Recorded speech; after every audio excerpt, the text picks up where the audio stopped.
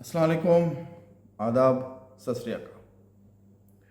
दोस्तों, मैं अयूब अयूबी आम मीडिया की जानिब से आपकी खिदमत में हाजिर हुआ हूँ।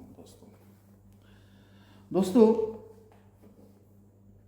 हम आपके सामने मंजरनामा पेश कर रहे हैं। मंजरनामा ईरान, इसराइल और अमेरिका के वॉर के बारे में, और उसके साथ साथ उसका पस मंज़र, उसके पस मंज़र में क्या हो रहा है, एक एनालिसिस रिपोर्ट, या जिसे कहिए कि हम तज्जिया निगारी करते हैं। और तज्जिया निगारी इस तरह से हम आपके सामने लाते हैं कि इस वॉर की वजह से या इस वॉर में जो कुछ हो रहा है उससे पूरे दुनिया में क्या चेंजेस हो रहे हैं, या उससे पूरे इलाके में किस तरह से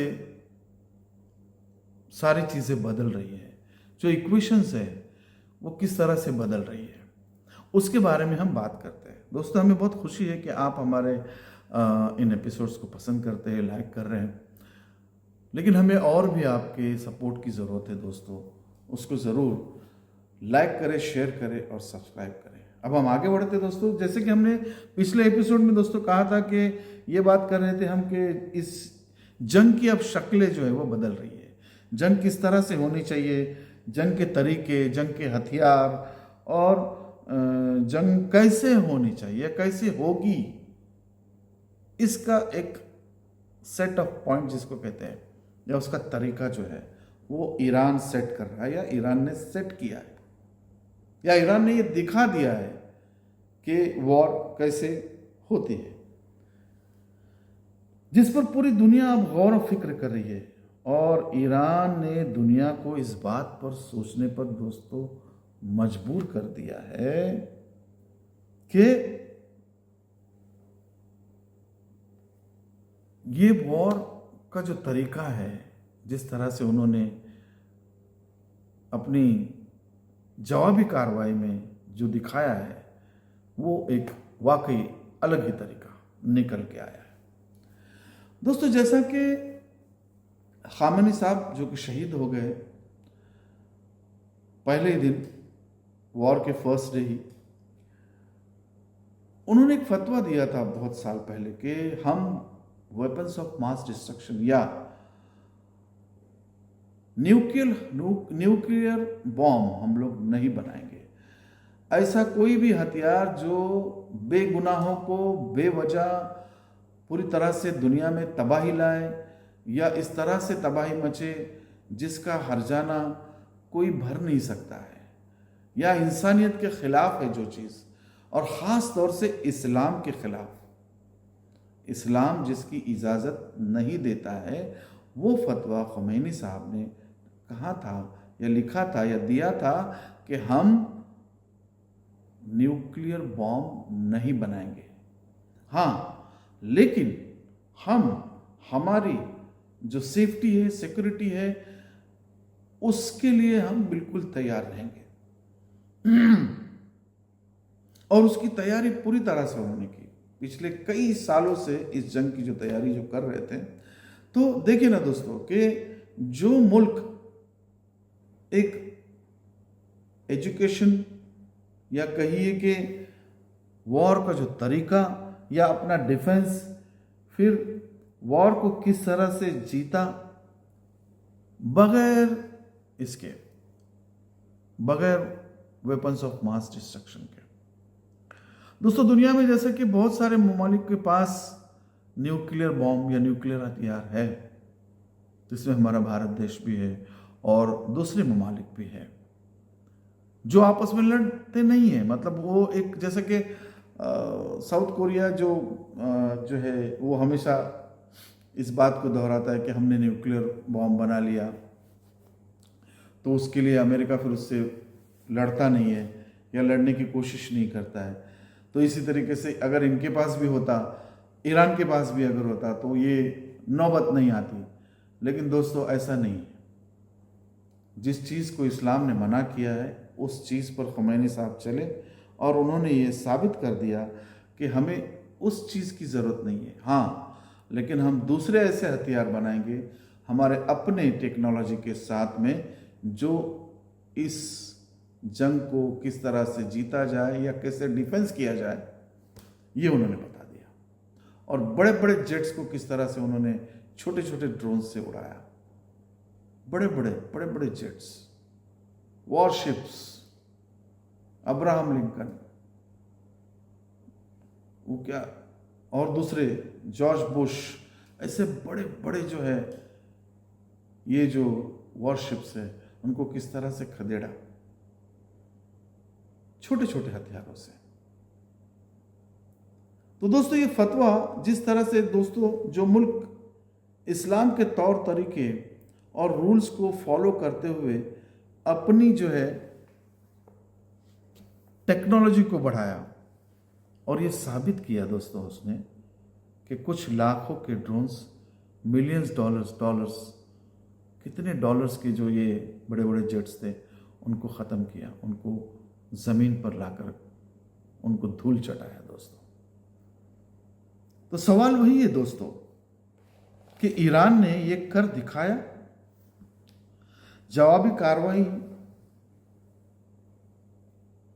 किसी भी मोर्चे पर, ईरान ने हर मोर्चे पर अपनी जवाबी कार्रवाई में यह दिखाया कि हम किसी से कम नहीं है, हम आपको जवाब देंगे।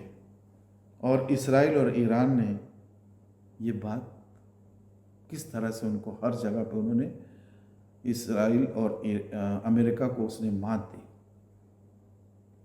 या यूं कहिए कि उनको घुटनों पर लाकर खड़ा कर दिया। ये कैसे हुआ? जज्बा। ये कैसे हुआ? हिम्मत। ये कैसे हुआ?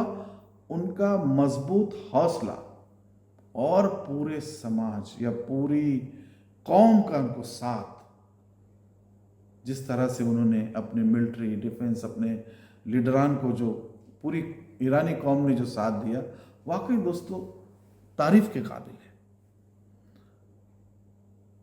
अगर दुनिया के जितने भी दोस्तों, दुनिया के जितने भी सुपर पावर, सुपर ममालिक जो है, या उनके पास ये जो वॉर हेड्स या जंगी हथियार है, वो कितने बड़े बड़े हैं, जिसकी लागत अरबों खरबों की लागत है। और आपने देखा कि अरबों खरबों लागत की ये वॉरशिप्स, ये बड़े बड़े जहाज, जिनकी हालत क्या हो गई है।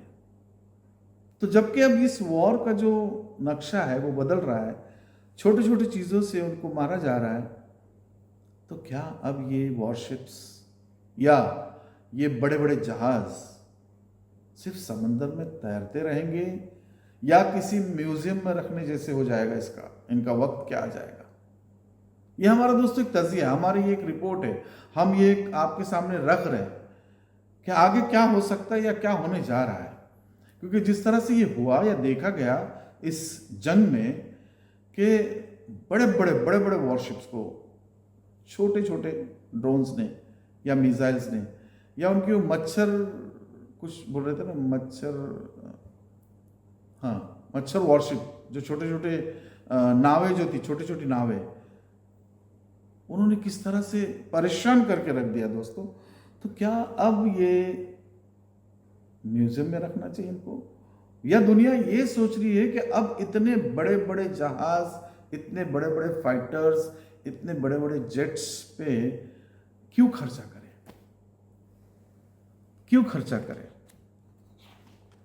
और वाकई पूरी दुनिया के जितने भी वॉर स्पेशलिस्ट है दोस्तों, इस पर जरूर गौर कर रहे हैं कि अगर हमारे पास इतने बड़े बड़े लागत के वॉरशिप्स या जेट्स ना हो, लेकिन हमारे पास हजारों और लाखों की तादाद में छोटी छोटी लागत से बने हुए ड्रोन्स हो, तो वो किस तरह से अपना काम करेंगे?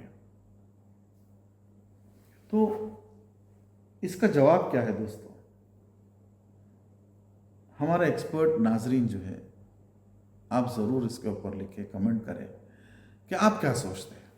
जो हम बात रख रहे हैं आपके सामने कि वाकई वो उसमें कुछ दम है या नहीं है, या हमको कुछ और करना चाहिए। हम जिस तरह से आपके सामने ये चीज़ें रख रहे हैं, तो आपको कैसा लगता है? तो दोस्तों, जिस तरह ईरान और अमेरिका इस वॉर का जो हम तजिया आपके सामने रख रहे हैं कि मंजरनामा के पीछे पस मंजर क्या चल रहा है और किस तरह से ग्लोबल चेंजेस आ रहे हैं, किस तरह से ये जो क्या कहते हैं पावर ऑफ गेम या गेम चेंज हो रहा है या पावर चेंज हो रही है ग्लोबली, किस तरह से इसको चेंज किया जा रहा है और उसके पस मंजर में जो चल रहा है उसे हम देखते हुए आप ये कह सकते हैं कि फिलहाल जो है ये सामने आ रहा है कि चाइना, रशिया और ईरान ये तीनों मिलके पूरी दुनिया को ये बता रहे हैं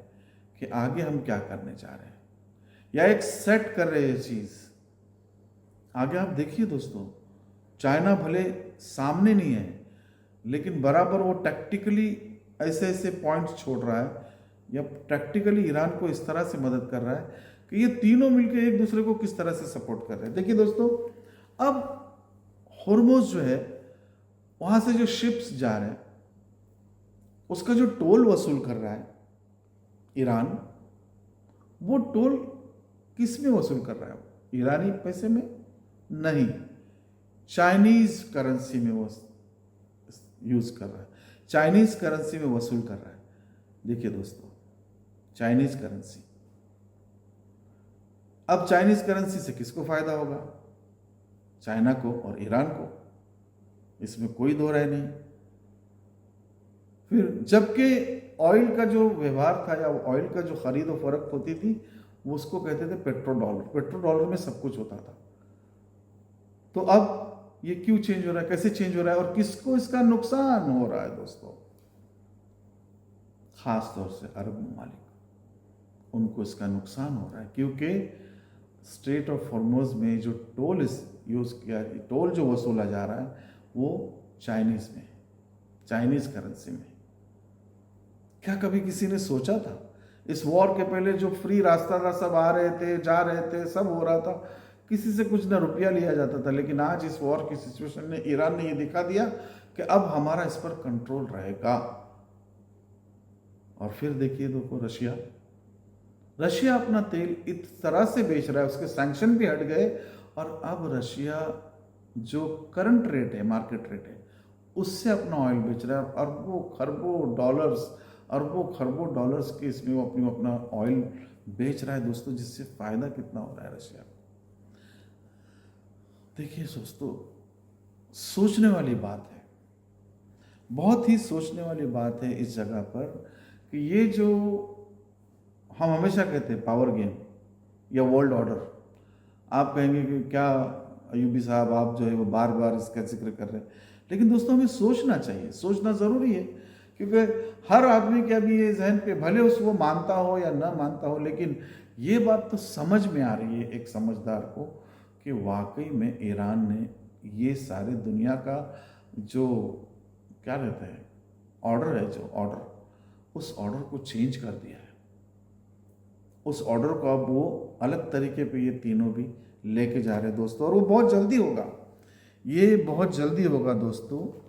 हमारा ये जो एनालिसिस है ये हम आपके सामने रखते हैं दोस्तों। आपको कैसा लगता है आप ज़रूर कमेंट करिए, कमेंट बॉक्स में ज़रूर लिखिए, लाइक करिए, शेयर करिए दोस्तों। आपको हमारा वीडियो पसंद आता है नहीं आता है, हो सकता है कि किसी को ये बातें पसंद ना आती हो, लेकिन फिर भी हम ये बात कह रहे हैं क्योंकि हम एक पत्रकार हैं, एक तजिया निगार है और हम अपनी बात रख रहे हैं सामने। बाकी आपकी मर्ज़ी है इसको लेना, किस तरह से आप इसको लेते हैं।